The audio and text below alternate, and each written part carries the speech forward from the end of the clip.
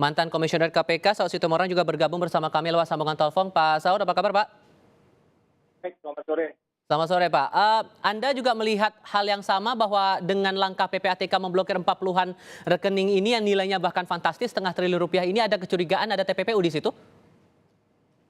Ya, pengalaman saya sih ketika di masa lalu nerima hasil LHA itu sebenarnya itu kan kalau dalam bahasa saya ya, itu bahasanya udah mateng itu sebenarnya, nggak ada keraguan. Karena mereka juga bekerja profesional ya, nggak sembarangan itu aja. Selain memang sumber cross check-nya banyak, sumber juga reliable gitu. Jadi menurut saya tuh nggak ada alasan KPK tuh kesulitan sebenarnya.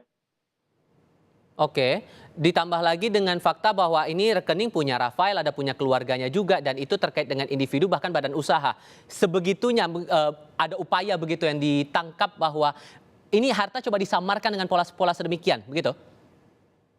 Iya, itu modus makanya kenapa sejak tahun 2000-an 8-an saya dengan Pak Yunus Osen itu dimarahin sama FATF financial itu karena kita kan dalam sejumlah teman dan kita dianggap kooperatif country. Sekarang ini kayaknya versi lain itu, nggak cooperating country-nya ini nggak cooperating institution ini sekarang ini. Jadi KPK-nya nggak cooperating institution dengan PPATK nih kelihatannya. Karena itu kan sebenarnya boleh dibilang kita paham betul lah bagaimana orang mulai dari placement, layering, sampai integration itu kan modus-modus yang ganti nama, ganti ini, titip ke orang lain, titip ke anak, titip ke istri jadi tempat masuk atau keluarga dan sebagainya. Itu udah sesuatu yang sebenarnya kalau dalam perspektif PPATK itu nggak ada keraguan. Jadi tinggal tuh KPK-nya bekerja aja, itu dalemin, kemudian jangan cerita-cerita lagi bukti permulaan ataupun yang disebut sebagai predicate crime gitu. Karena pasal 69 itu nggak perlu predicate crime, pasal 69 PPA itu perlu predicate crime. Pokoknya ada orang punya uang nggak bisa dipertanggungjawabkan dari mana datangnya. Udah sudah jelas. Pikir Anda Pak Saud ini harus mulai dari mana penyelidikannya kemudian? Ya sekarang tanya aja dari yang masuk dari PPATK itu tanya, ini kamu dari mana uang ini begini banyak? Dari mana penghasilanmu? Nanti kita bisa cek. Dia punya usaha, restoran, dicek restoran, berapa bayar pajaknya, berapa penghasilannya, gitu kan. Itu simple itu, sangat sederhana. Udah terusin aja yang data di PPATK itu. Jadi nanti dari sana baru ketahuan uang sekian bulan yang masuk itu dari mana. Kan itu kemudian PPATK itu selalu detail kok. Kalau dia masuk ke akun saya, itu pengirimnya jelas. Nanti pengirimnya bisa dilihat apa hubungannya.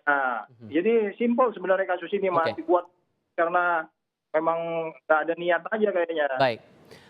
Kalau untuk pola transaksinya nih Pak Yunus dengan angka yang fantastis 500 M di 40 rekening ini, penelusurannya bakal gimana sehingga bisa ditemukan ada tindak pidana di situ? Oh iya, selama itu melalui ke Pak Yunus dulu Pak, mohon maaf. Itu kita bisa menelusuri ya. Yang legal. Pak Saud, mohon maaf, saya harus berikan giliran ke Pak Yunus dulu. Silakan Pak Yunus. Selama melalui sistem perbankan itu lebih mudah ya.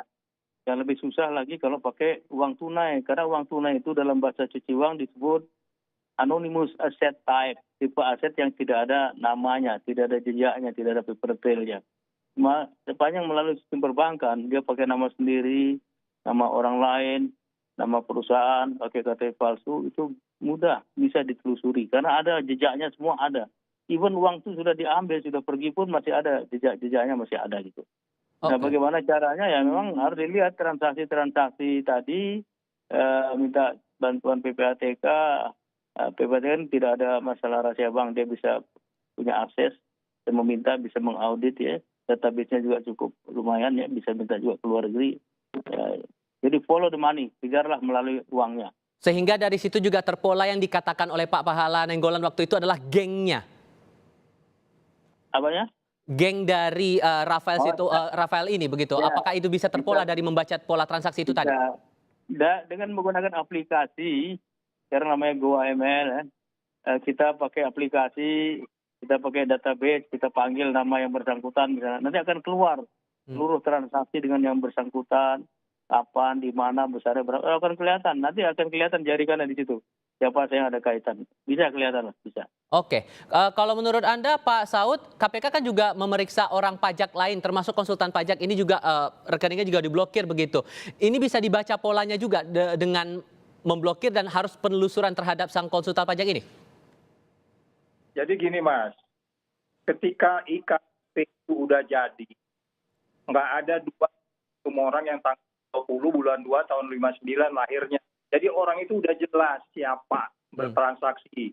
Kecuali dia ganti nama, dia pakai KTP orang lain, dia pakai bla bla bla, pokoknya bukan identitas sebenarnya, which is itu pidana juga ya. Jadi artinya ketika kemudian KTP itu elektronik itu udah jelas, nggak ada orang yang identitasnya itu ganda, nggak ada perlaguan lagi, apalagi ada sidik jari segala macam.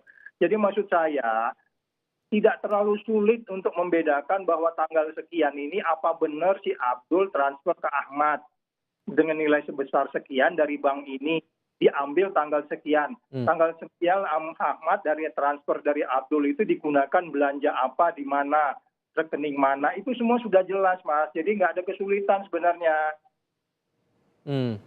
Oke, kalau kemudian dilihat di sini ada LHKPN tidak wajar, bahkan kalau melihat dari runutan kasusnya sampai sekarang masuk dalam tahap penyelidikan, ini bisa dikaitkan dengan kasus mafia pajak tidak menurut Anda Pak Saud?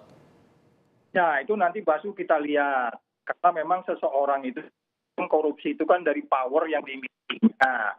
Power yang dimilikinya dalam hal ini dia adalah tax officer, which is kita harus duga pasti ada kaitan dengan taxpayer. Berarti artinya ada kaitan dengan kekuasaan, ada kaitan dengan penyimpangan, ada bisa jadi bentuknya itu. Kalau kasus ini kan pasti tidak mungkin pasal 1 ya. Tadi itu pasti hasilnya gratifikasi dan seterusnya dan seterusnya. Pasal 1 juga sebenarnya bisa juga kalau pasal 2 maksud saya, bukan pasal 1. Jadi maksud saya nggak ada keraguan kalau kita bicara penyelenggara negara dalam hal ini tugas pajak, ya pasti kalau kita bicara predikat kremnya korupsi. Tetapi kita juga nggak bisa katakan bisa jadi juga dari yang lain, bukan saja korupsi saja. Sebab itu penegak hukum yang lain juga harus bekerja. Tidak hanya korupsi saja, bisa jadi juga yang lain. Umpamanya sumber-sumber yang kita anggap itu bisa dianggap sebagai bagian daripada layering-nya, atau umpamanya bagian daripada integrasinya. Jadi sekali lagi, kalau memang cenderung dia penyelenggara negara dalam ini.